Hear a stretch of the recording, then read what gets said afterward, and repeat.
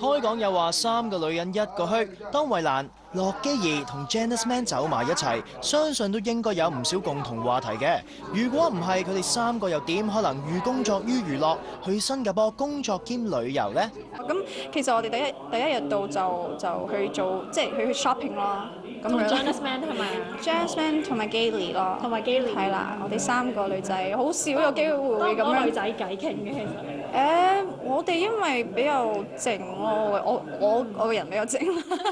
所以通常都係大家 shopping 食下飯咁樣咯。嚟緊13號就係 Janice 嘅28歲生日啦，不過 Janice 決定唔要禮物，又唔去旅行噃，要專心一意製作即將推出嘅大碟，嚟報答一直支持佢嘅老闆 Leon 同埋 fans 啊！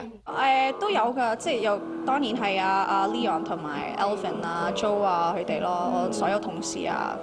同埋啲 fans 咯，都同佢哋講咗話多謝咯，但係佢哋都知嘅我心嘅。自己會唔會話即係攞咗呢個獎之後更加大壓力咁樣？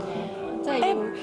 嚟緊啲唱片要越嚟越好啊！我反而會覺得相反咯，反而係會開心咗咯，即係唔會覺得係一個壓力啦，因為係一個鼓勵嚟㗎嘛，點會係一個唔好嘅感覺啫？我覺得有陣時一個歌手俾自己太多要求啊，有陣時就係我唔好諗呢啲嘢，淨係攞個心出嚟做每一件事